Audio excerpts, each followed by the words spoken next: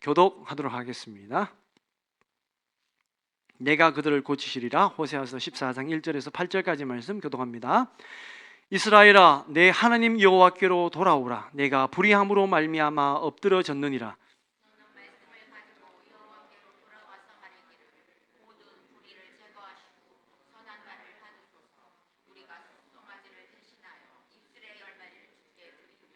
우리가 아수르의 구원을 의지하지 아니하며 말을 타지 아니하며 다시는 우리의 손으로 만든 것을 향하여 너희는 우리의 신이라 하지 아니하오리니 이는 고아가 주로 말미암아 긍휼을 얻었음이니라 할지니라.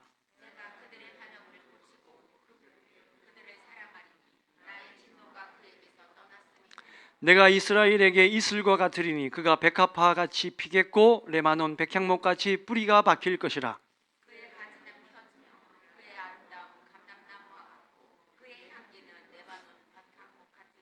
그 그늘 아래에 거주하는 자가 돌아올지라. 그들은 곡식같이 풍성할 것이며 포도나무같이 꽃이 필 것이며 그 향기는 레바논의 포도주같이 되리라.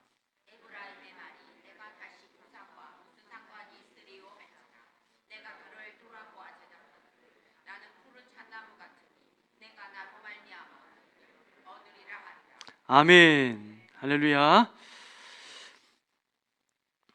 제가 학교 다니면서 이 심리학을 공부할 때 그 아이들과 어른들의 그 성장 발달 과정에 따라서 인지의 능력이 달라진다는 걸 배울 때 참 이해가 안 됐던 게 하나 있었어요. 그게 뭐냐면 그러니까 어린 아이일수록 굉장히 합리적인 생각을 한다는 거예요. 논리적인 생각을 한다는 거예요. 이게 무슨 소린가 이게? 애들이 왜 논리적이야? 합리적이야?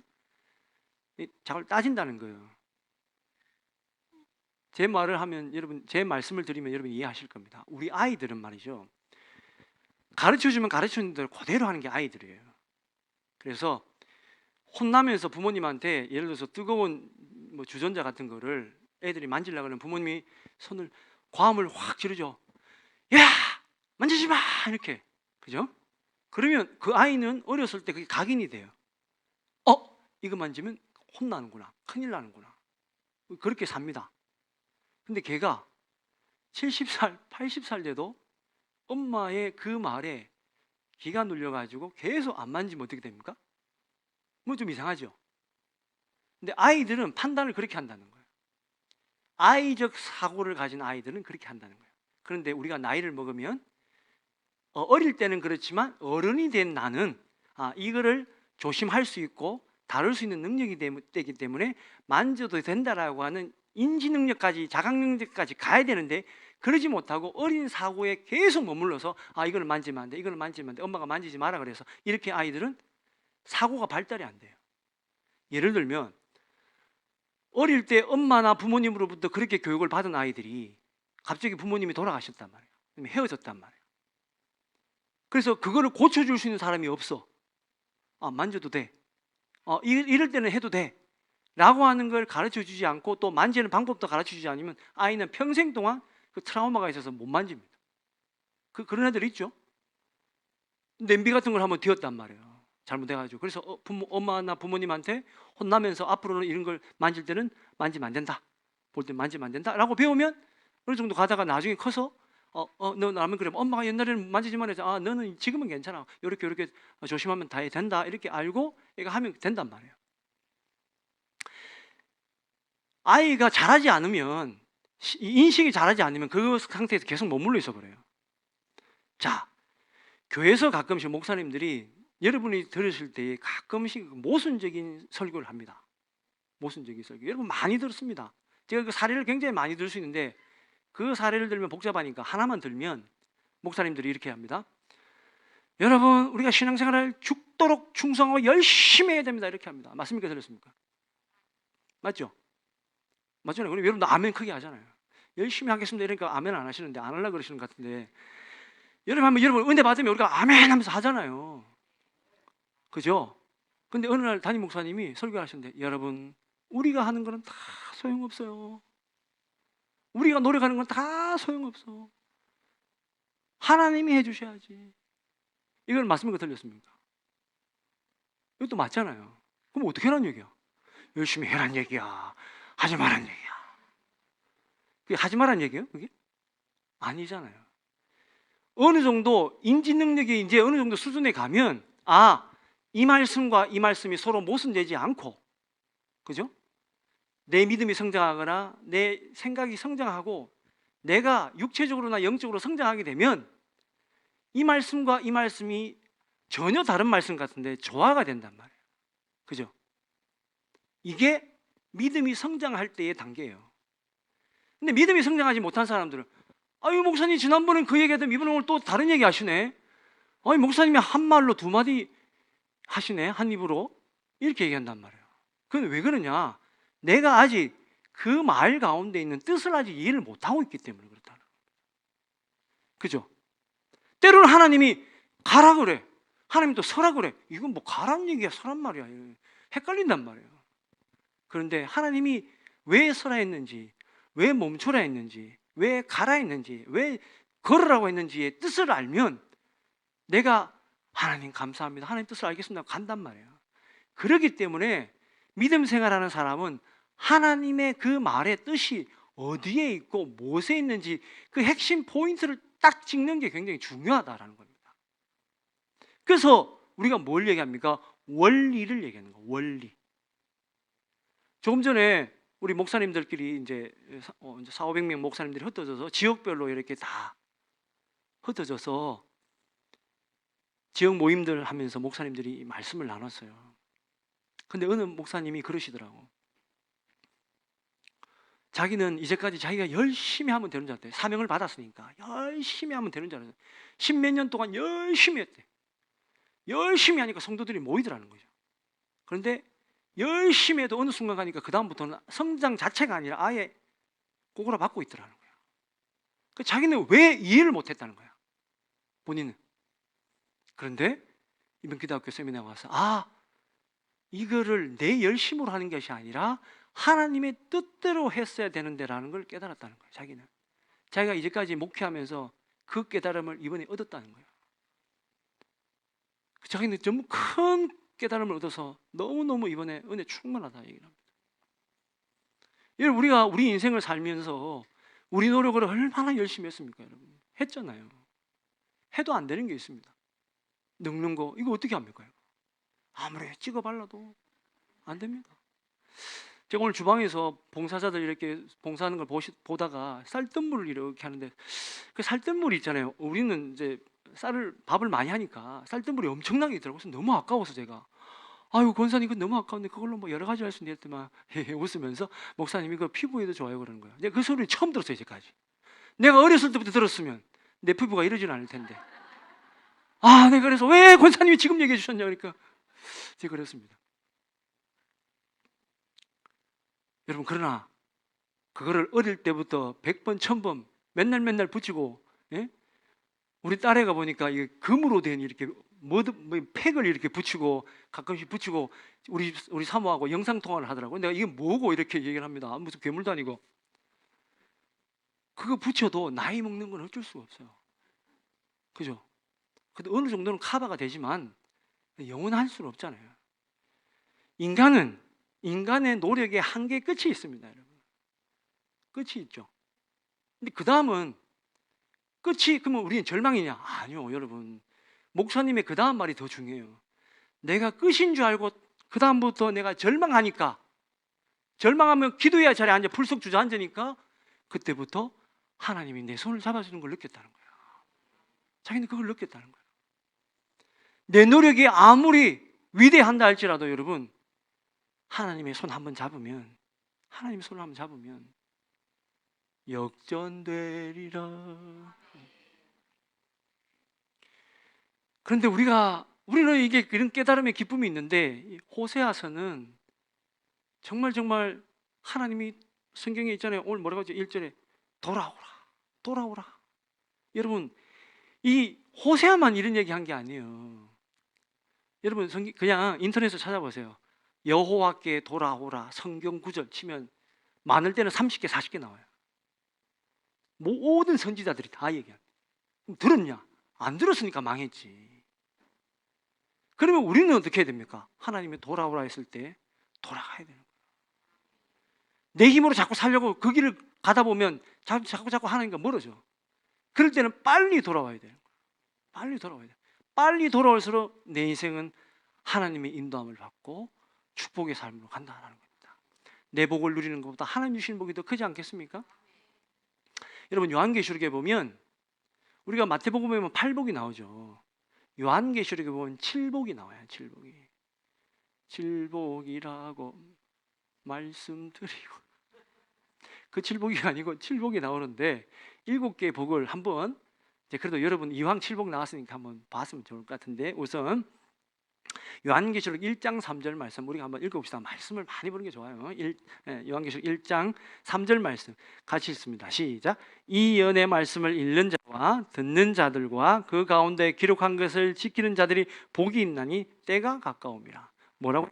말씀을 읽는 자, 듣는 자, 그 가운데 기록된 것을 지키는 자가 복이 있다고. 이게 첫 번째 요한계시록의 첫 번째 복이에요. 두 번째 14장 13절 말씀 같이 읽습니다. 또 시작. 또 내가 기록하라. 자금 이후로 주 안에서 죽는 자들은 복이 있도다 하시매 성령이 가라사대 그러하다 제 수고를 그치고 쉬리니 이는 저희의 행한 이 따름이라 하시더라. 아멘. 이게 두 번째 복이에요. 세 번째 16장 15절 말씀 읽습니다. 시작. 보라 내가 도적같이 오리니 누구든지 깨어 자기 옷을 지켜 벌거벗고 다니지 아니하며 자기의 부끄러움을 보이지 아니하는 자가 복이 있도다. 이게 세 번째입니다. 네 번째 19장의 9절 시작. 천사가 내게 말하기를 기록하라. 어린 양의 혼인잔치에 청함을 입은 자들이 복이 있도다 하고 또 내게 말하되 이것은 하나님의 참되신 말씀이라 하기로. 20장 6절 말씀 읽습니다. 시작. 이 첫째 부활에 참여하는 자들은 복이 있고 거룩하도다. 둘째 사망이 그들을 다스리는 권세가 없고 도리어 그들이 하나님과 그리스도의 제사장이 되어 1000년 동안 그리스도로 더불어 왕노릇하리라. 여섯 번째 22장 7절 말씀 시작. 보라 내가 속히 오리니 이 책의 예언의 말씀을 지키는 자가 복이 있으리라 하더라. 이게 여섯 번까지의 말씀이에요. 그리고 요한계시록 22장 14절 말씀에 뭐라고 되어 있느냐 이렇게 되어 있습니다. 같이 읽습니다. 시작. 자기 두루마기를 빠는 자는 복이 있으니 이는 그들이 생명나무에 나아가며 문들을 통하여 성에 들어갈 권세를 받으려 함이로다. 아멘. 자, 이 두루마리를 빤다라고 하는 것은 7장 14절에서 언급한 것처럼 어린 양의 보혈의 피에 그 옷을 씻어서 희게 한다라는 겁니다. 빨간 피에 씻는데 어떻게 희게 돼? 아니요. 그거를 그렇게 우리가 보는 그런 물리적인 현상을 보면 안 되고 주의 그리스도의 보혈의 피로 우리를 빨면 우리가 가지고 있는 사람이 영적인 사람이 입고 있는 그 옷이 그죠? 우리가 보통 세마포라 그러는데 그죠? 그 옷이 희게 되어진다라는 겁니다. 그러니까 빨아야 된다는 거예요. 다시 그 말은 뭐냐면 하나님이 우리에게 주시는 은혜로 말미암아 우리의 신앙을 회개해야 된다. 거듭나야 된다. 이 소리예요. 호세아서 아까 읽은 1절의 말씀처럼 그게 뭡니까? 돌아가라는 거야. 돌아가라는 거야. 어디로요? 하나님이 처음에 우리를 만드셨을 때 그 모습으로 예수님이 우리의 보혈을 씻겨주셨던 그 모습으로 돌아가라는 거예요. 하나님이 용서해준 그 모습으로 돌아가라는 거예요. 호세아서는 그런 말씀이 곳곳에 배어져 있는데 우리가 잘 알다시피 호세아서에 보면 방탕한 부인 얘기를 그죠? 1장에서부터 3장까지가 얘기하고 그 다음에 4장부터 14장까지 쭉 나오는 얘기가 뭐냐면 심판에 대한 메시지를 합니다. 이러면 망한다 계속 얘기를 해줘요. 그리고 11장부터 14장까지는 그럼에도 불구하고 너가 돌아오면 하나님이 내가 너희에게 이런 것으로 회복시켜주고 다시 축복의 길로 이끌이라고 하는 약속의 말씀으로 한단 말이에요. 여러분 성경은 제가 찬양 인도하면서 늘 언제나 우리 찬양팀들한테 그런 얘기를 하는데 우리가 있잖아요. 곡주가 슬픈 노래가 있어요. 그죠? 세상에서 방황한 이런 노래 부르잖아요. 그죠? 그럼 눈물을 쫙 흘립니다. 근데 마지막 가사는 어떻게 해요? 할렐루야. 내 죄를 사주시는 우리 하나님께 감사합니다. 할렐루야잖아요. 그러니까 곡조 자체는 슬프지만 가사는 슬픈 게 하나도 없어요. 다 영광이고 죄가 사함받고 하나님께 찬양드리고 하는 거예요. 그래서 좀 느리게 부른다는 것뿐이지 마음 가운데는 기쁨으로 불러라. 기쁨으로 불러라. 심파 쪽으로 부르지 마라. 성경은요 내가 뭐 잘못해서 내가 죽습니다 끝 이런 찬양이 없어요. 그렇게 하나님을 만난 사람이 없어요. 다 하나님을 만나면 다 어떻게 된다고? 다 일어나고 복되니까. 그래서 이 호세아서 마지막에도 보면 회복의 말씀으로 모든 예언서는 다 회복의 말씀이 마지막에 들어가 있어요. 그래서 여러분 좀 기분이 우울하다. 예언서 마지막 쪽에 보면 돼. 대부분 다 그래요. 요한계시록도 그러잖아요. 마지막 할렐루야 이러고 끝마친단 말이에요.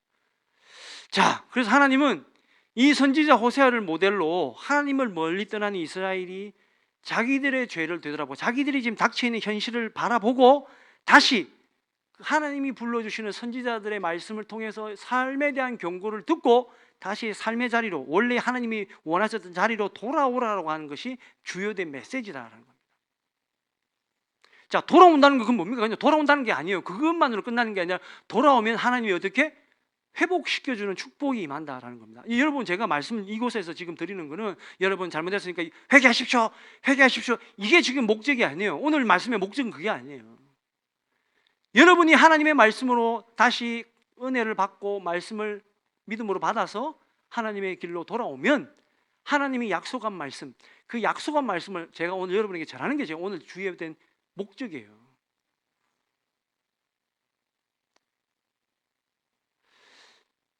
자, 이 말씀을 나중에는 이제 이스라엘 백성들이 결국은 회개하지 못하죠. 그러나 멸망합니다. 그러나 하나님이 그들을 그냥 두시지 않죠. 비록 그들이 회개를 어디서 합니까? 바벨론 포로 끌려가서 합니다. 가서 말씀을 공부하고 다니엘과 에스겔과 같은 선지자들이 그들을 가르치면서 그들은 깨닫게 되었습니다. 회당에서 성경 공부하고 율법의 말씀을 지키면서 그들은 깨닫게 되었습니다. 그렇다고 다 깨닫는 건 아닙니다. 이러면 극소수의 사람들이 깨닫고 돌아왔죠. 하나님이 70년 후에 너희들을 해방시켜 주겠다라고 하는 약속의 말씀을 믿었던 사람도 돌아옵니다.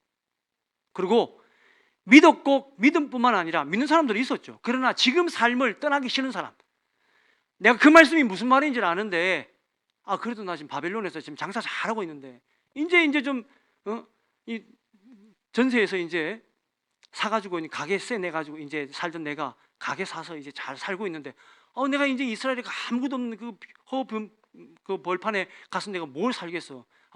내가 말씀을 안 믿는 건 아닌데 내가 가지는 않을게. 그런 사람이 목회자들 제일 속타게 하는 사람이에요. 가지나 말지, 얘기는 하지 말지. 믿음이 있는 척 하는데 말씀은 안 쫓아오고 신앙은 그렇게 못 오는 사람들. 호세아가 이렇게 말씀했었을 때 여러분 깨닫는 사람은 있었습니다. 예수님이 말씀하실 때도 그 말씀에 대해서 마음에 찔림이 있는 사람들도 있었단 말이에요. 그러나 삶은 그대로였다.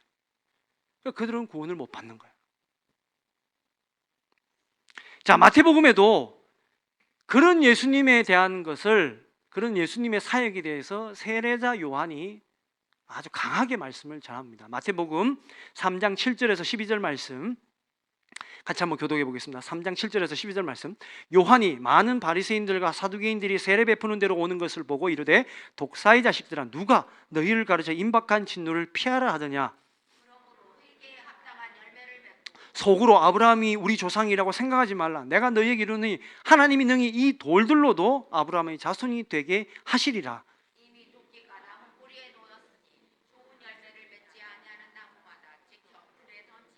나는 너희로 회개하게 하기 위하여 물로 세례를 베풀거니와 내 뒤에 오시는 이는 나보다 능력이 많으시니 나는 그의 신을 들기도 감당하지 못하겠노라. 그는 성령과 불로 너희에게 세례를 베푸실 것이요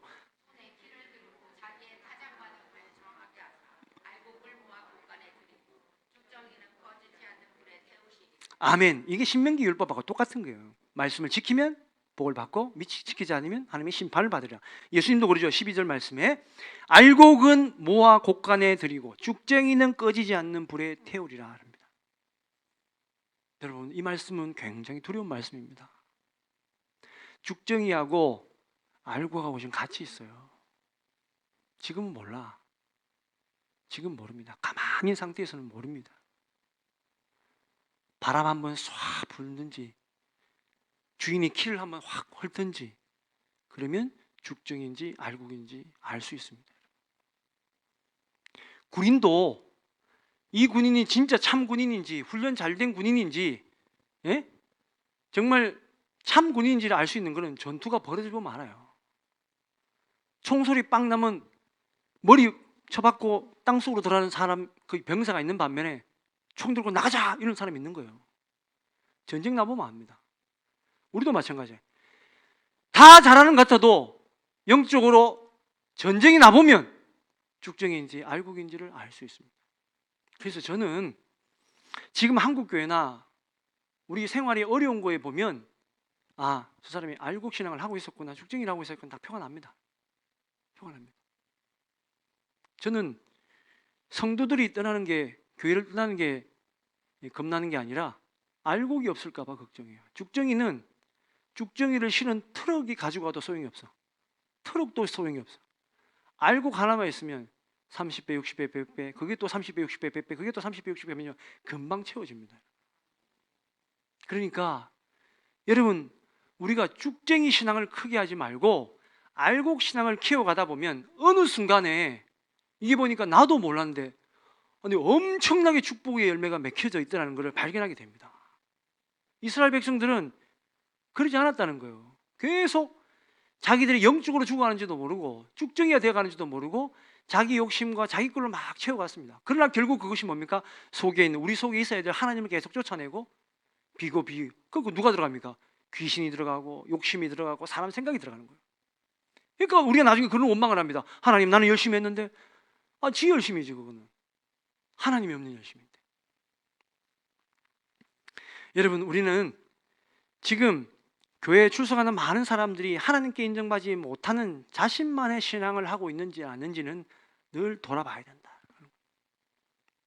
때로는 그런 것 있죠. 내 믿음은 안 키우고 그냥 열심히 교회만 열심히 나오려고 하는 사람이 있습니다. 그죠? 교회를 다른 건 아무도 안 하고 그냥 오직 출석만 하는 거예요. 출석만. 그게 내 나름대로 하나님 앞에 최선을 다한다는 겁니다. 근데 여러분, 그게 나쁘다는 게 아니라 이걸 분명히 아셔야 돼요. 그럼 어떻게 해야 되느냐? 어떻게 해야 되느냐? 하나님이 하라는 걸 하면 돼요.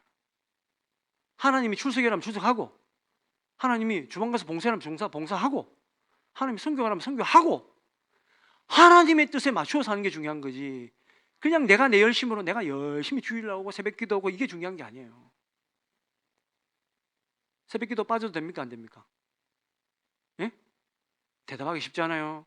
왜? 예를 들면 제가 한국전력에 근무한다 생각해 보세요.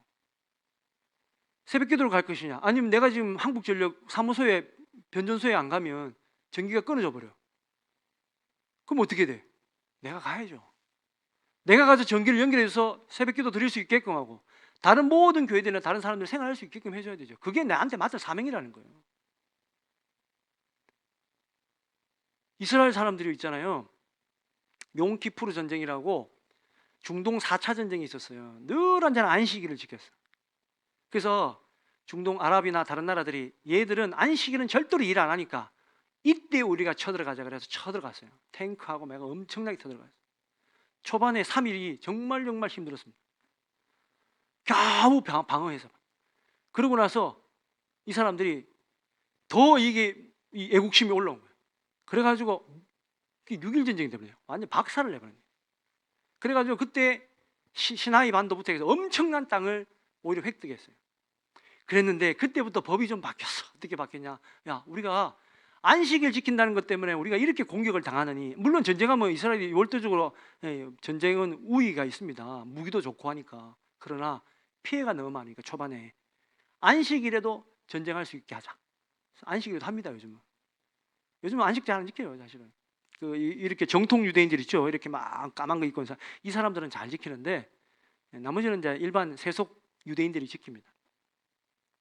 지금도 보십시오. 지금도 하마스하고 전쟁하고 있는데 뭐 실력으로 보면 이스라엘이 당연히 이기죠. 당연히 이기죠. 미국이 원체 또 무기를 많이 주니까.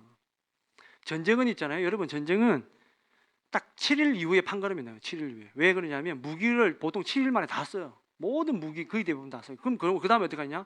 무기를 공급해 올 수 있는 경제력이 있는 나라가 이깁니다. 그러니까 북한하고 우리하고 붙잖아, 그죠? 우리가 며칠만 버티면 우린 무조건 이깁니다. 만약 뭐 중국이나 미국이나 뭐 러시아나 도와주지 않는 상황 1대1로 붙었을 경우는 우리가 무조건 이깁니다. 일단 인구도 많고, 우리가 어제 문산에 있죠. 경기도 문산에 있죠. 저 파주인데 38선 밑에 문산에 갔는데 갔다 오면서 그런 얘기를 하더라고요. 개성공단에 우리 권사님들이 예전에 한번 가보셨대요. 이렇게 무슨 뭐 있어 가보셨대. 근데 북한에 갔더니만 북한 군인들은 키가 요만하더래. 우리나라 군인들은 180 이상만 잘생기고 선발해서 가거든. 그죠? 비교가 안 된다. 그만큼 우리가 잘 사는. 근데 하마스는 왜 무섭냐? 아랍 사람들이 왜 무섭냐? 아랍 사람들은 전쟁할 때 기본적으로 뭐가 있냐면 최소 자식 6명을 낳으라 그래요. 왠 줄 아세요? 3명은 순교자, 3명은 그냥 키우는 거예요. 자손 본선을 위해서. 걔들이 그게 전략이에요. 3명은 무조건 죽는다고 본다는 거예요. 그냥 무조건 많이 넣는 거예요. 그러니까 서로 무섭습니다. 그러니까 전쟁이 쉽게 끝나지는 않아요, 여러분. 그 아이들이 만약 하마스가 전쟁이 졌다 치더라도 나중에 그 아이들이 어른이 되면 또 공격할 겁니다. 이게 어떻게 해결할 거냐, 이거. 이 악순환을 어떻게 해결할 건가? 그러니까 그것만 생각하면 기도가 안 될 수가 없어요. 기도가 안 될 수. 하나님, 이 평화의 세계에 한 번이라도 세상에, 이 지구상에 전쟁 없는 날이 있을까요? 있을 수 있을까요? 기근이 없는 날이 있을 수 있을까요? 그래서 저한테 들어오는 깨달음은 뭐냐? 천국이 아니면 불가능하다. 이 세상에 인간의 마음이 욕심이 없다면 모르겠지만 인간의 마음이 그럴 수가 없어요, 여러분. 그럴 수가 없기 때문에 이 땅에서는 천국 평화 어렵습니다. 물론 노력은 하지, 노력은 해야죠. 그리스도인은 어디로 가든지 예수님처럼 우리가 평화의 사도가 돼야 되는데, 그러나 여러분, 우리가 영적인 전쟁이나 육적인 전쟁이든 늘 언제나 그 전쟁에 대비해야 되지만 늘 언제나 우리가 뭡니까? 우리의 노력을 해서는 안 된다는 거예요. 저쪽도 열심히 하고 이쪽도 열심히 하면 꼭 전쟁 나요. 그죠? 그 인간의 열심히 한다는 것이 좋은 게 아니라니까. 때로는 양보도 할 수 있고 이래야 되는데 전혀 양보를 안 해요. 에너지 전쟁, 경제력 전쟁, 온갖 전쟁. 그거 어떻게 이겨냅니까? 우리가 하나님께로 되돌아가는 수밖에 없는 거예요. 그 예수님 품 안에 되돌아가는 것밖에 없습니다. 웨슬리 목사님 어머니가 수산나 웨슬리라고, 웨슬리 목사님 형제가 19명이었습니다. 원래는 많죠. 그 어머니는 3, 40년 동안 계속 애만 놓은 거예요. 계속 놓고 죽고. 근데 뭐 제대로 산 애는 10명에서 12명 정도인데 19명을 키우니까 여러분, 기도할 시간이 있을까요, 없을까요? 기도할 수 있는 시간이 없어요. 그래서 이 수산나 웨슬리가 도대체 내가 기도할 시간이 없다. 왜냐하면 굉장히 믿음이 좋으신 분이었어요, 이분이. 근데 이분이 어떻게 해서 기도하느냐? 도대체 기도 골방에 갈 수 없으니까 뭐 이렇게 하다가 기도해야 되겠다 싶으면 수건을 이렇게, 손수건이죠, 손수건을 이렇게 뒤집어 쓰고 이렇게 기도하는 거예요. 그러면 아이들이 손수건 이렇게 엄마가 뒤집어 쓰고 있으면 엄마 기도하는갑다 이거 놔둬요. 엄마 건들면 안 된다 놔두는 거예요. 왜냐하면 있는 자리에서 그냥 기도하려고 하다 보니까 또 왔다 갔다 뭐 꾸미고 교회를 가야 되니까 늘 언제나 그렇게 하는 거예요. 그러니까 그렇게 기도로 아이들을 키웠습니다. 기도해야 될 제목이 생각나면 그 자리에서 기도하고 있잖아요. 그렇게 기도하면서 키웠어요. 그러니까 찰스든 존 웨슬리든 다 이렇게 믿음의 성장으로 큰 겁니다. 정말 그래서 찰스나 웨슬리 목사님은 어렸을 때부터 엄마의 기도 훈련을 받고 그렇게 큰 거예요. 근데 한 번은 이 어머니가 늘 언제나 그렇게 있는데 그 중에서 맨날 말 찾는 애들만 있겠습니까? 말 안 듣는 고집센 딸이 하나 있었대요. 그래서 그 수산나 웨슬리가 그 딸에게 불이 꺼진 숯을 이렇게 하나름 주면서 안아보라고 한 거예요. 근데 뜨거운 게 아니고 식었잖아요, 그죠? 식은 거잖아. 그럼 안아도 받아도 되지. 근데 아이가 딸은 싫다고 안 받는 거예요. 자, 그래서 어머니가 왜 숯이 하나도 안 뜨거운데 왜 안 왔냐? 안아봐라 이렇게 하니까 엄마, 그러면 손이 더러워지잖아요. 그렇게 얘기를 합니다. 손이 더러워지죠, 그죠? 맞죠? 그 말이 맞습니다, 여러분. 그래, 네 말이 옳다. 손이 화상을 입고 데일 염려는 없지만 숯이 손을 더럽히게 하는 것처럼 너의 잘못된 행동은 바로 사람을 더럽게 할 수 있다라는 거예요. 다른 사람을 다치게 하지 않고 내가 다치지 않아도 그러나 더러워진다라는 거예요. 여러분, 조그만 강아지가 작아진다고 고양이가 되는 거 아니죠? 그죠? 커진다고 호랑이 되는 거 아니에요. 똑같은 개입니다. 그죠? 하나님 보시기에 저 사람은 뭐 수십억 대 먹고 뭐 사람 치고 했으니까 죄인이고 우리는 그냥 뭐 예배 빠지고 뭐 별거 아닌데 이런 거 했다고 죄인이 아니냐? 아니요, 똑같습니다. 사람을 더럽히는 건 똑같다니까요. 조금 더 피해를 입느냐 안 입느냐 이 차이지 더러워지는 건 똑같다. 그래서 우리가 늘 언제나 신앙생활 할 때는 내가 정결하고 성결하고 구약 표현으로 하자면 거룩해지는 일에 열심을 다하여 살아야 된다. 그런 것입니다. 그래서 우리는 다시 말씀드리지만 그렇다고 내 능력으로 되느냐 그렇지는 않죠. 그러니까 하나님께 의지해야 되는데 그러려면 하나님을 의지하는 방법은 다른 게 없습니다. 말씀을 깊이 묵상하고 그 말씀에 주어진 기도의 제목을 가지고 기도하면서 나를 하나님의 자녀로 바꿔가는 작업을 계속해야 된다라는 것입니다. 우리 믿음의 선배들은 정말 이렇게 살았습니다. 자, 마태복음 18장 8절에서 9절 말씀 한번 읽어보겠습니다. 8절, 만일 내 손이나 내 발이 너를 범죄하게 하거든 찍어내버리라. 장애인이나 다리 저는 자로 영생에 들어가는 것이 두 손과 두 발을 가지고 영원한 불에 던져지는 것보다 나으니라.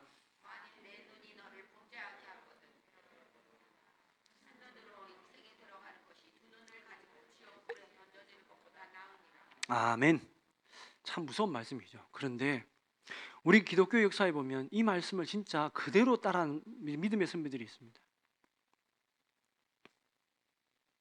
진짜 모지네. 어떻게 그렇게 해? 눈을 빼고 어떻게 손을 자르고 해? 여러분, 우리도 인간적으로 해도 하잖아요. 하는 사람이 있잖아요. 그죠?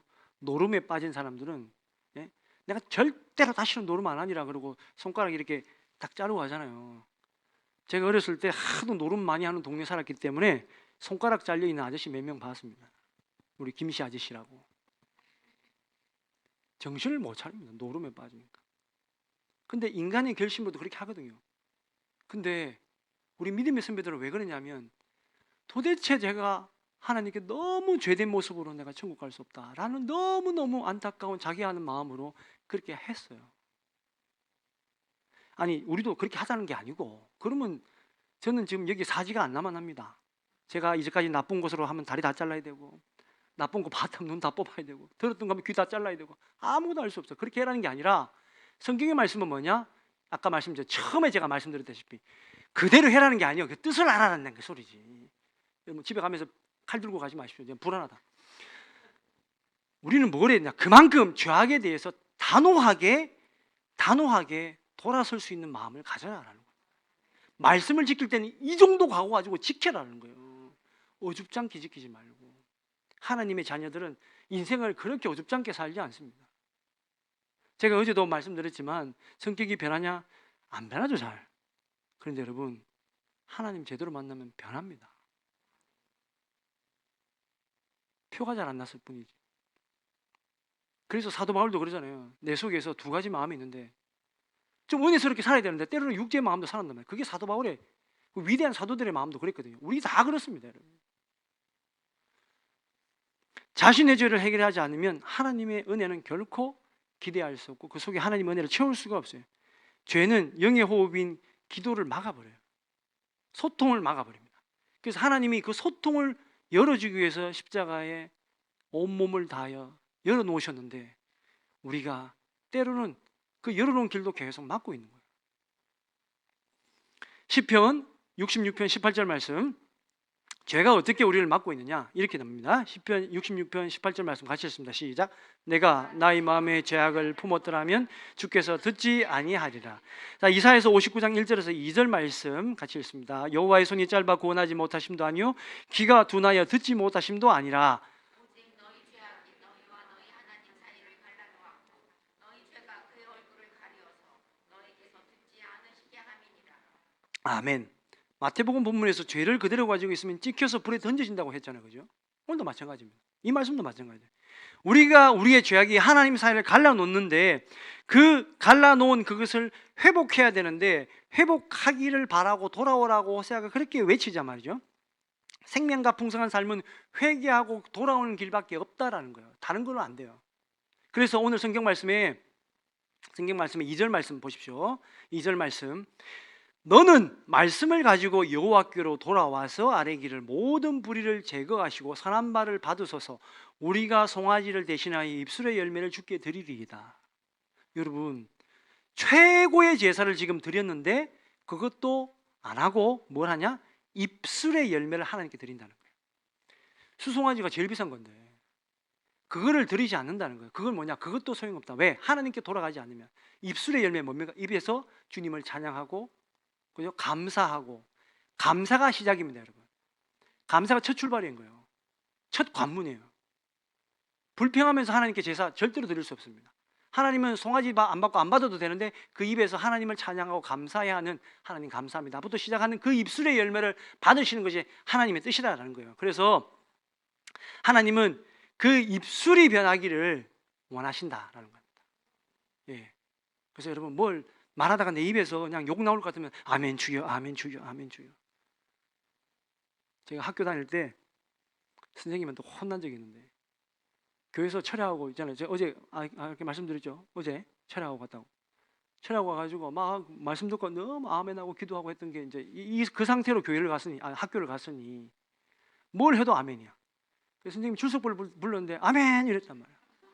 그래가지고 그 놀라운 건 있잖아요. 그 아멘 불러가지고 제가 혼난 선생님이 우리 담임 목사님 아들이야. 왠 줄 아세요? 아버지한테 좀 반항기가 있었거든. 이 선생님 아들이. 그래가지고 네가 임마 교회 다닌다고 우스하는 거야 하면서 한번 맞은 적이 있습니다.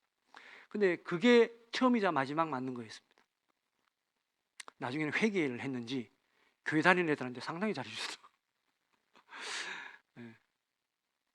근데 목회자 자녀들이 좀 잘못 자라는 경우가 있습니다. 아버지가 너무 이제 가정을 안 돌보시니까. 근데 나중에는 어른이 되고 아이를 놓고 하다 보니까 자기도 이제 이해가 되셨는가, 이제 하나님께 돌아왔는데, 우리의 입술에서 그렇게 이렇게 고백되어지는 것들이 찬송도 흥얼거리고 감사도 나오고 칭찬하는 말이 하면, 그 입술의 말로 인해서 우리의 입이 바뀌면 있잖아요. 생각이 바뀌고 다 바뀌어요. 희한한 구조를 하나님 우리에게 주셨는데, 그래서 늘 언제나 우리 입에서 찬송 많이 부르고 말씀 많이 읽고 하면 바로 좋아진다. 아이들에게 여러분 잔소리 해보십시오. 잔소리 애들 그 반항기만 큽니다. 주님의 말씀을 어릴 때부터 가르쳐 보십시오. 저희가 애들하고 늘 언제나 밤 9시만 되면 이제 성경을 한 장씩 읽었어요. 몇 년을. 그리고 늘 읽습니다. 그럼 그거 읽어보면 길어봐야 한 15분 정도 되거든요. 그러면 성경 말씀 읽어요. 근데 내가 하고 싶은 얘기가 성경에 다 있네. 애들한테 잔소리 하나도 안 해도 돼. 내가 얘기하면 잔소리인데 하나님의 말씀이니까. 읽다 보니까 내가 잘못했네. 지가 스스로 깨달아요. 우리가 우리 입에서 자꾸 내 얘기를 하려고 하니까 아이들도 상처받고, 나도 그 안 듣는 아이들 거 기분 나쁘고, 그죠? 그러지 않습니까?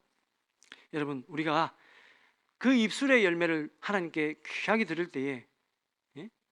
자, 5절 말씀에 하나님이 어떻게 복을 주시느냐. 5절, 내가 이스라엘에게 이슬과 같으리니 그가 백합화 같이 피겠고 레바논 백향목 같이 뿌리가 박힐 것이라. 자, 이스라엘 같이 광야에 비가 없는 곳은요, 이슬이 처음에 그곳에 뭉쳐져야, 내려져야 거기서부터 싹이 나고, 조그만 싹이 나면서 그것을 먹는 벌레들 크고, 그 벌레들이 먹으면서 그거 똥 놓고 해서 또 거름이 생기고, 이렇게 해서 또 나무가 크고, 이렇게 하는 거예요. 그 백향목이 되겠다는 뭐냐? 백합화가 흰 백자가 아닙니다. 100가지 꽃이라는 얘기예요. 이스라엘 가보면 실제로는 빨개요. 빨갛고 뭐 주로 그런 건데, 자, 그런 꽃들이 아름답게 펼쳐져 있습니다. 또 레바논의 백향목은 뿌리가 아주 깊이어서 아주 높게 가고 아주 곱게 나요. 그리고 밀도가 너무너무 높아서 불이 잘 안 붙어요. 이파리는 잘 붙어요. 그래서 최고의 나무예요. 지금 이제 사실 하마스하고 이스라엘 전쟁의 제일 큰 원흉은 누구냐? 영국이거든. 영국이 오스만 터키하고 전쟁하면서 아랍 그게 지배받던 사람들한테도, 야, 누구가 우리 도와줘서 오스만 투르크를 하고 전쟁에서 이기면 내가 너가 독립시켜 줄게 해놓고, 또 유대인들한테 가서 뻥쳤거든. 너가 우리 도와주면 우리가 너가 독립시켜 줄게 뻥쳤거든. 그 나중에 싸우게 되는데, 근데 영국이 맨 처음에 그 레바논 지역을 점령했을 때 제일 먼저 했던 나쁜 짓이 뭐냐면 레바논 백향목 잘라가는 거예요. 그때 또 독일이 우리도 가져가자 해서 독일도 잘라갔어요. 그래서 지금 몇 그루 없어요. 지금 몇 그루 안 남았어요. 못 자르게 합니다. 근데 그만큼 그 나무가 좋은 나무였다. 그렇게 우리를 하나님이 지켜주시겠다. 아주 깊이 뿌리를 내려요. 뿌리 깊은 나무는 뭐라고요? 흔들리지 않는다. 환경이 흔들리지 않고 이겨낸다. 세파에 이겨냅니다. 자, 말씀을 마치겠습니다. 자, 삭개오가 예수님 앞에 부정한 방법으로 내가 이게 재물을 모은 게 있었다면 다 청산하겠다는 그 결연한 의지를 보이잖아요. 내가 4배로 갚겠습니다라고 하잖아요. 그 말은 뭡니까? 결국 하나님께 돌아오는데, 하나님의 말씀으로 돌아오는데 내가 잘못한 것이 있으면 내가 다 청산하겠다는 거예요. 우리는 그냥 공짜만 얻으려고 그래요.